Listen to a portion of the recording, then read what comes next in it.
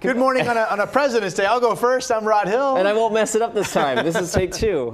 Chris McGinness, by the way. We were kind of enamored with some of the snow cameras up on Mount Hood. We'll get to those in a second. But looks good up there. Let's talk about that. Yeah, let's run you through just a couple things in the 7-day, and then we'll get into Mount Hood snowpack.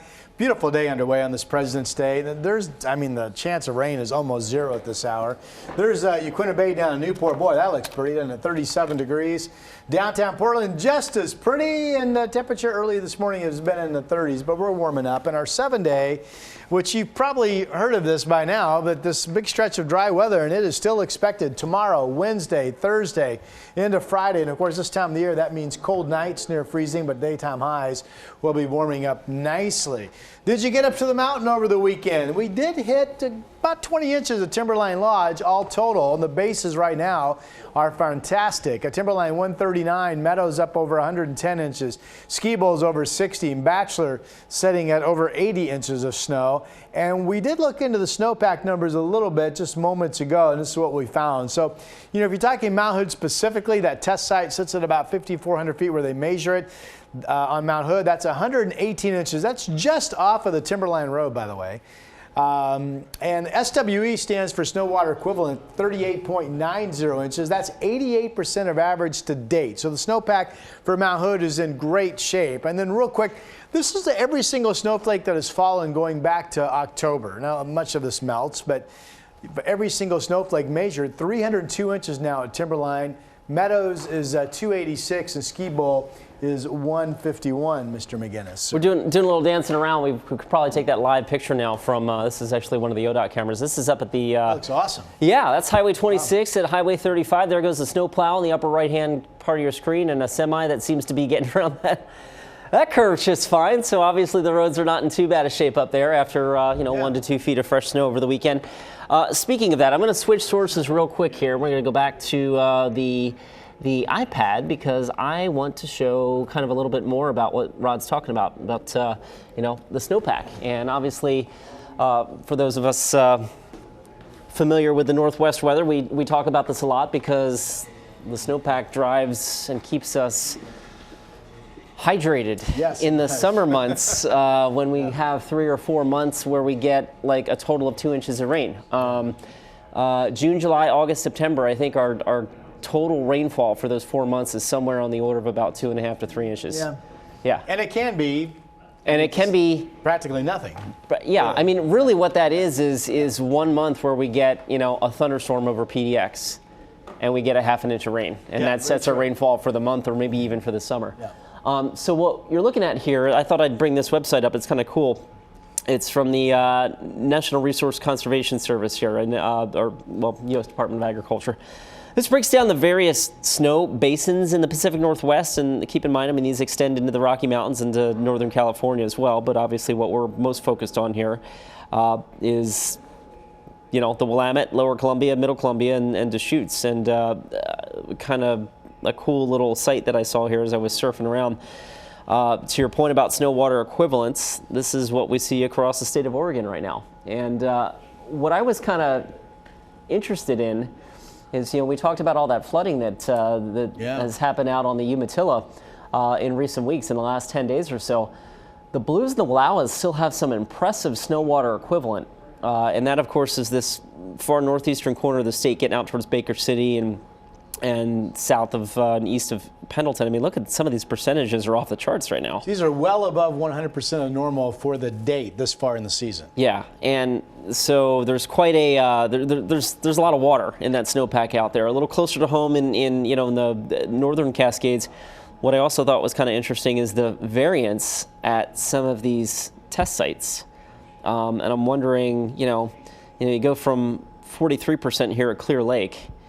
Up to 88% or a little bit more. I guess 88% up near Timberline.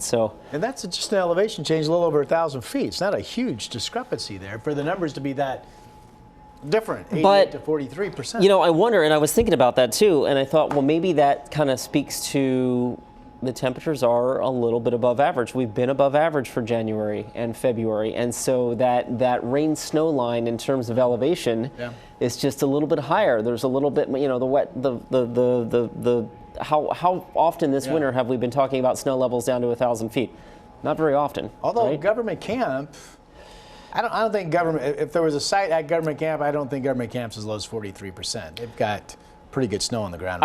Yeah, I mean they probably have to be kind of an outlier. Well, I thought that, but some of the other sites here, like you've got 84%. You're talking about down towards 3,400 feet. Yeah, these are all 3,400 feet. Something doesn't seem right. Yeah, like maybe they built a roof over the snow site. Yeah, maybe. And then we go back up to what's this? This is another spot in the northern Cascades, Hood River County, Greenpoint, 3,300 feet. So, there might be something to that. I mean, remember government camps at 4,000 or just shy of that, right? Yeah. So that extra 600 feet could be.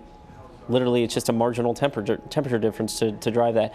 Anyway, why I brought this up is because all of that talk, there's just a bunch of interesting resources out there that you can go and check this stuff out yourself. That's the main website, nrcs.usda.gov. But they've got all kinds of fascinating charts and graphs on here describing, snow depth, snow water equivalent, historical snowfall. By the way, since Mount Hood is kind of the one that we focus on the most, I figured I would take you back to the Mount Hood or Timberline site, and we'll go to the historical data, and we can close on this, is to talk about how, come on, maybe this will come up. There we go, view charts. Historical snow data at Mount Hood. That brown line there represents kind of the historical average, and maybe Rod, you can talk a little bit to this about how, even though spring is, in theory, just around the corner, I mean, we keep base building all the way to the end of April. Yeah. Which is when I typically close, on the records that I keep, I typically close the book on the snowpack either April 30 or May 1, so right there. And keep in mind what this is showing is depth on the ground. And earlier we also showed you something of total snow. So an average year for Timberline, it's kind of a wide range, but an average year up there, anywhere from as little as 500 total inches that fall from basically October through April to 600 inches. And see, Mount Hood Meadows will tell you that on an average year, where is it?